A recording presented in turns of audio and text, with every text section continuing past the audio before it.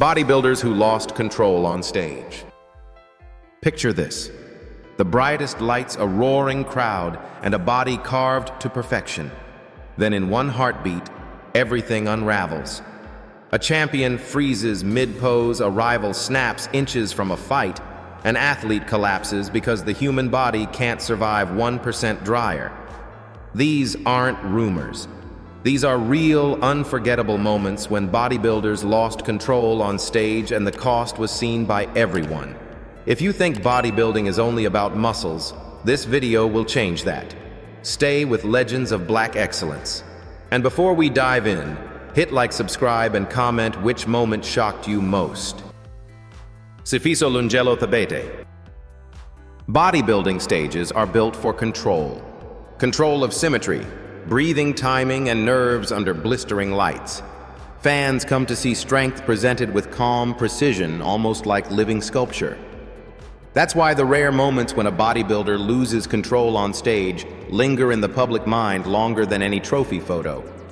And few stories capture that fragile line between spectacle and danger more powerfully than the one tied to a young South African star, Sifiso Lungelo Thabete. Sifiso wasn't just another competitor chasing a title. In South Africa's bodybuilding community, he was known for warmth, charisma, and the kind of stage presence that makes audiences feel like they're part of something bigger.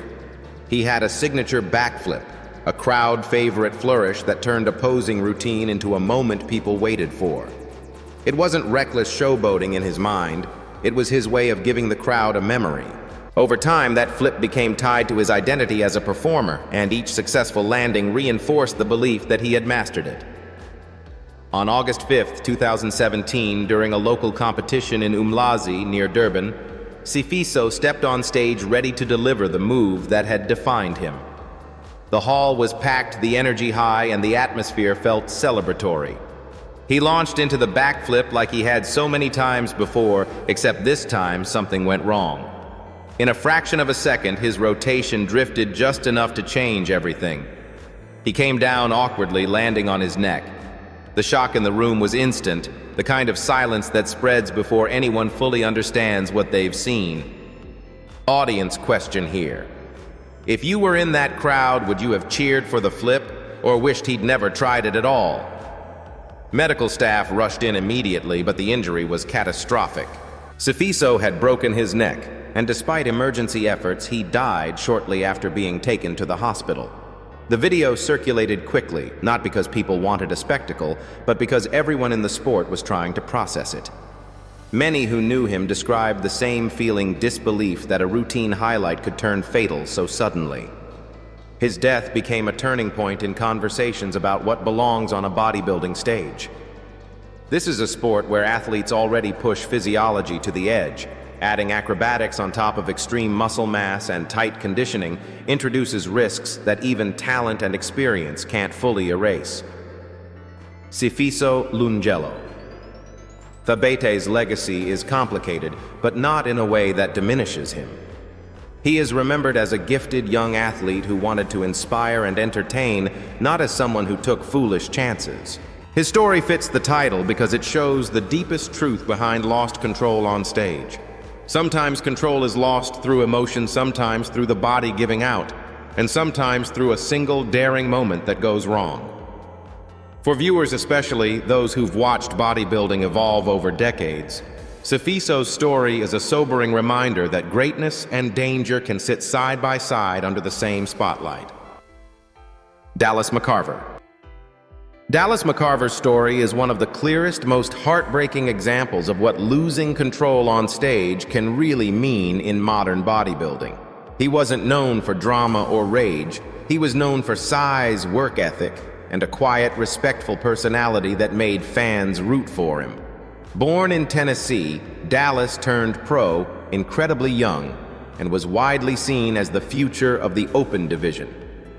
At about 6'1", 1.85 man, he carried an enormous frame that hovered roughly in the 270-300 kg range in the off-season, then peeled down to a razor-sharp contest look that made him stand out even among giants. People called him Big Country because he looked like a monster on stage, but came across like the nicest guy in the room. But the stage, especially at the elite level, demands a brutal kind of control. In March 2017, at the Arnold Classic, Australia, Dallas gave the bodybuilding world a frightening reminder of that truth. During prejudging while hitting poses under intense lights, he suddenly began to stumble and then collapsed on stage. Competitors and staff rushed to catch him and get him off safely. Later, Dallas explained that he'd been battling a lingering respiratory infection and was already worn down by travel extreme conditioning and the dehydration that comes with peaking. His blood pressure crashed, his body simply ran out of margin, and the stage caught the moment it happened. It wasn't a stunt or an outburst. It was the human body hitting a wall after being pushed too hard for too long. What makes that moment even more haunting is how soon the bigger tragedy followed. On August 22, 2017, just 5 months after that collapse, Dallas died at home in Boca Raton, Florida. He was only 26. The medical findings pointed to an acute cardiac event with underlying cardiovascular disease, blocked arteries, and an enlarged heart, along with a family history of heart problems. In the days after his death, rumors swirled online, but the reality was sadly simpler and more sobering. A young athlete with extraordinary potential was living in a sport where extreme size, extreme conditioning, and long-term chemical enhancement can quietly stack risk on top of risk, until something finally gives. Dallas McCarver is remembered not as someone who lost control through ego, but as someone whose body was asked to hold the impossible. His on-stage collapse showed the cost of chasing the driest, hardest look in a physically massive frame. His death forced the community to confront how fragile health can become behind the curtain of greatness. For many fans, especially those who watched him rise so quickly, Dallas represents both the brightest promise and the darkest warning of bodybuilding. The stage can crown you as the next legend, but it can also reveal without mercy what the human body can no longer control. Paul Dillett. Paul Dillett is one of the most striking examples of a bodybuilder literally losing control on stage, and his 1994 incident is still talked about as a warning for the entire sport. In the early 90s, Dillett was a phenomenon, an IFBB pro from Canada with outrageous size, a tiny waist, and a look that seemed almost engineered in a lab. Fans nicknamed him Freakenstein because when he was on, he looked like the future of heavyweight bodybuilding. But that future collided with the brutal reality of peaking. At the 1994 Arnold Classic in Columbus, Ohio, Dillett walked on stage in spectacular condition. But behind that dry, full look was a body pushed to the edge. During his routine and comparisons, he began to cramp severely. First small, visible spasms, then full-body lockup. In seconds, he froze in place, unable to move his arms or legs properly, his muscles seizing from head to toe. He wasn't playing it up. He was trapped inside his own physique. Officials and fellow athletes rushed over, and multiple people had to carry him off stage because he couldn't walk. The crowd watched a man built like a superhero suddenly become helpless under the lights. What happened to Dillett is most often linked to extreme dehydration and electrolyte imbalance, a risk that rises sharply when competitors combine water-cutting protocols with powerful diuretics. Bodybuilding's dryness isn't just about looking sharp, it's about manipulating sodium-water glycogen and timing down to the hour. If that balance tips too far, the nervous system misfires muscles, lock, blood pressure drops, and the body can spiral into crisis fast. Dillett's collapse became a textbook case of what can go wrong when the pursuit of harder and drier overrides safety. The moment was terrifying, but it also changed how people viewed him. Instead of being remembered only for aesthetics, Dillett became a living caution sign. He did recover, competed afterward, and remained a respected name in the sport, but the 1994 Arnold Classic scene never left bodybuilding culture. It captured the core truth behind bodybuilders who lost control. On stage, sometimes losing control isn't about temper or ego. Sometimes it's the body itself depleted and overstressed, refusing to cooperate at the exact moment it's expected to look perfect. If you're framing this for your audience, Dillett's story is powerful because it's not just dramatic, it's instructive. It reminds us that the stage doesn't only reveal shape and size, it reveals the cost of getting there and the razor-thin line between peak condition and real physical danger. Cedric McMillan. Cedric McMillan was the kind of bodybuilder who made fans fall in love with the sport again. He wasn't just big, he was balanced, elegant, and unmistakably classic. Standing around 6'1", 1.85 miles, Cedric had broad shoulders, a tight waist, sweeping lines, and a stage presence that felt more like a performance than a flexing contest. He turned pro in 2009, but what really set him apart over the next decade was how he carried himself calm, confident, and theatrical in a way that reminded people of bodybuilding's golden era. Outside the sport, he was also a U.S. Army instructor, and that discipline showed in the way he trained and presented his physique. Cedric's highest competitive moment came at the 2017 Arnold Classic in Columbus, Ohio. In a lineup packed with dangerous names, he didn't just place well, he won the whole show. It was the biggest title of his career, and a statement that aesthetics and presentation could still triumph in the modern age of extreme mass. Fans remember that victory not only for how good he looked, but for what it represented: a return to symmetry, flow, and real artistry. His posing routines were deliberate, expressive, and memorable, the kind that made crowds lean forward instead of glance at their phones. But Cedric's story also fits the darker side of bodybuilding, where control can slip away not through tantrums or violence, but through health. After 2020, he faced serious physical setbacks. He spoke publicly about frightening breathing problems and long hospital stays, describing how close he came to dying during his recovery. These weren't vague rumors or internet drama. Cedric himself acknowledged that his health was failing him, and that the fight back was harder than anything he'd experienced in the gym. For a man known for commanding the stage, the slow loss of control over his own body was painful to watch. On April 12, 2022, Cedric McMillan died at just 44 years old from a heart attack, reportedly while doing cardio on a treadmill. The shock hit so deeply because fans still saw him as a symbol of what bodybuilding could be at its best: powerful, graceful, and inspiring, without needing chaos to stay relevant.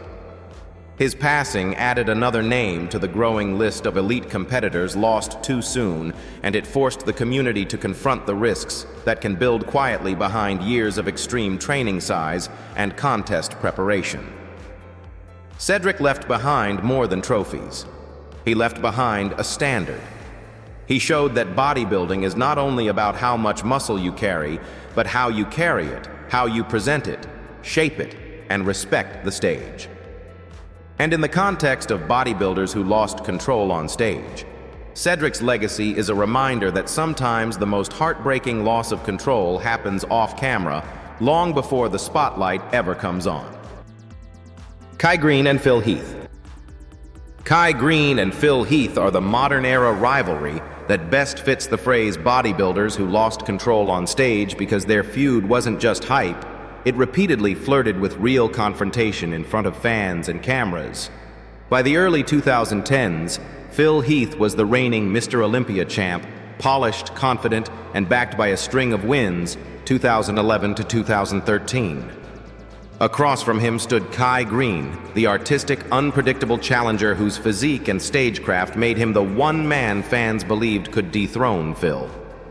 Their personalities couldn't have been more different. Phil was sharp and direct, Kai was intense and theatrical, and that contrast poured gasoline on every comparison interview and press event. The tension exploded most famously at the 2014 Mr. Olympia weekend. First, a small spark: Kai had signed a promotional Mr. Olympia poster in a way Phil felt disrespected the title, and Phil called it out publicly. That set the stage for the 2014 Olympia press conference, where they went back and forth in front of a live audience. What started as verbal jabs turned into a heated face-off. Both men stood up close distance, and security and officials had to step in before it went further. The crowd loved the drama, but it was also a clear moment where pride and pressure pushed two elite pros right to the edge of losing control. Then came prejudging the next night, the real battlefield. During comparisons, Kai and Phil again drifted into each other's space, going nearly forehead to forehead in a silent physical stare-down. No punches were thrown, but the body language said everything. You could feel the hostility through the broadcast, two monsters under the lights fighting for legacy and barely held back by the thin line of professionalism. In the end, Phil Heath won the 2014 Mr. Olympia and Kai Green placed second, but that weekend became bigger than the scorecards. It showed how bodybuilding isn't only about muscle. It's about ego, identity, and months of suffering judged in minutes. When those pressures collide between two men who both believe they're destined to be king, losing control on stage doesn't always look like a collapse or a tantrum. Sometimes it looks like two legends having to be separated before history turns into chaos. Ronnie Coleman.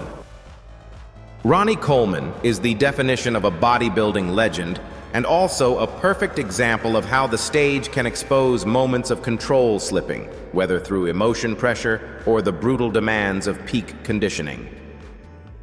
Born May 13, 1964 in Monroe, Louisiana, Ronnie rose from a small-town powerlifter and police officer to become the king of modern bodybuilding.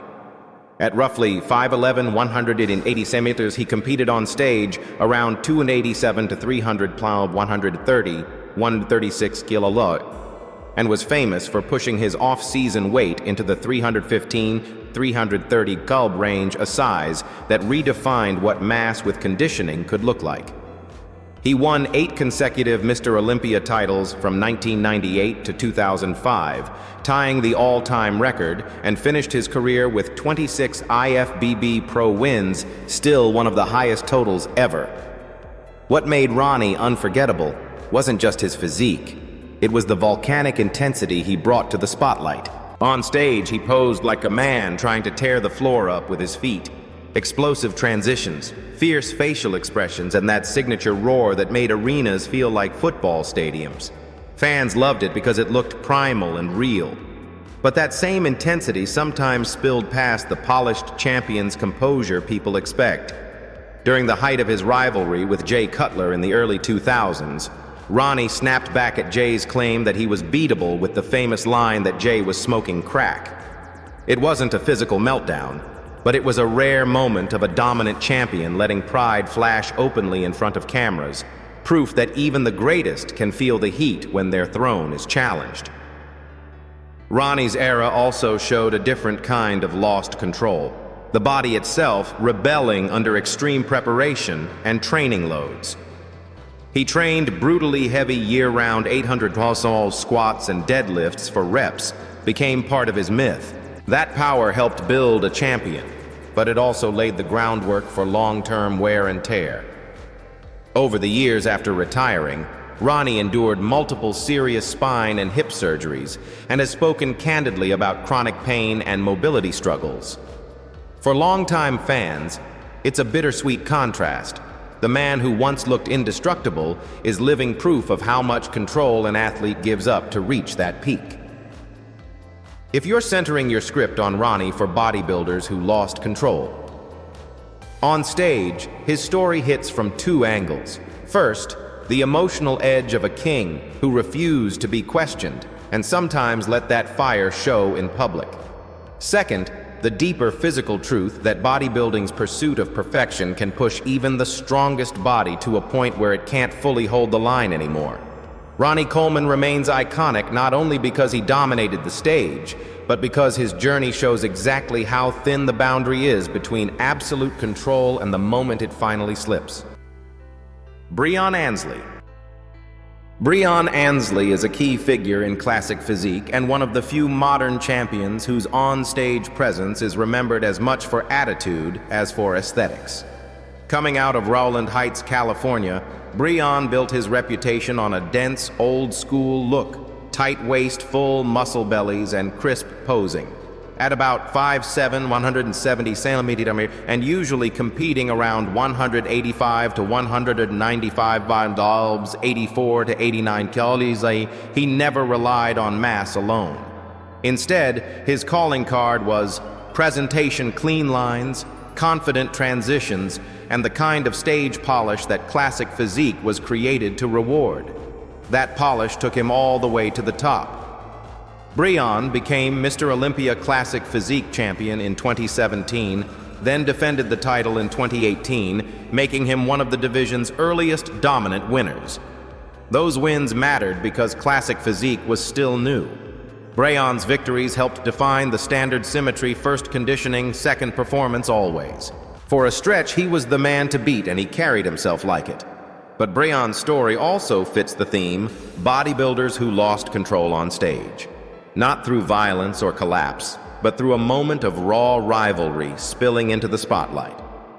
At the 2021 Mr. Olympia press conference with cameras rolling and fans watching live, Brian suddenly walked up mid-event, pulled off his shirt and hit poses right in front of reigning champ Chris Bumstead. Then, in a move that instantly divided the audience, he tossed the shirt over Bumstead's shoulder like a prop. It was unscripted, bold, and clearly meant as a psychological shot, a former king announcing, "I'm still here." Some fans loved the swagger. Others saw it as disrespect. What made it unforgettable is that it blurred the line between competitive fire and losing professional composure on a public stage.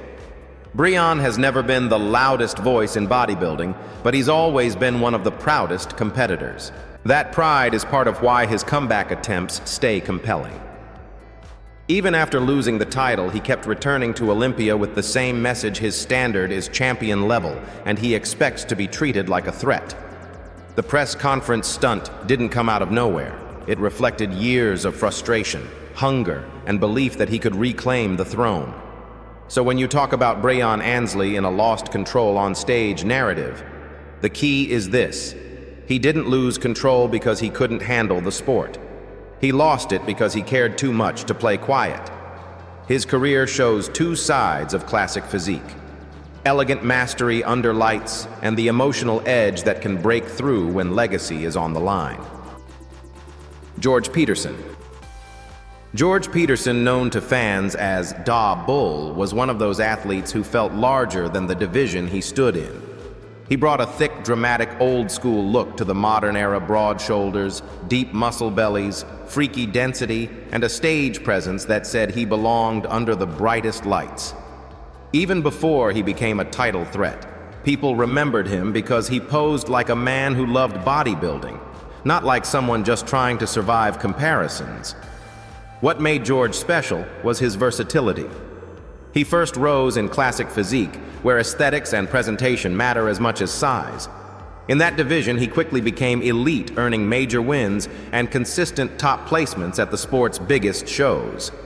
But unlike many athletes who settle into one lane, George pushed further. He moved up into the 212 division, adding size while keeping his signature shape. It's rare to see someone succeed in two different classes at that level, and George did it with a kind of fearless confidence, like he wanted to prove that he wasn't limited by a category, only by how hard he was willing to work. For a video about bodybuilders who lost control on stage, George's story hits in a different, quieter way. He wasn't known for outbursts or violence. His loss of control was the kind that terrifies every competitor, the body giving out when you least expect it. In October 2021, just days before stepping on the Olympia stage in Orlando, George was found dead in his hotel room at age 37. The official finding later pointed to a sudden cardiac rhythm event tied to underlying cardiovascular disease, with long-term anabolic steroid use listed as a contributing factor. The timing stunned the community. He was deep into prep, in good spirits, and ready to compete. And then suddenly he was gone. That's why George Peterson remains such a powerful name to bring up. He embodied the modern bodybuilding paradox, a kind, motivated athlete chasing greatness in a system that rewards extremes. His career showed what ambition can build: 2 divisions conquered, a fan base earned, a legacy sealed. But his passing also underscored the danger underneath the polish. The heart and bloodstream don't care how perfect your conditioning looks.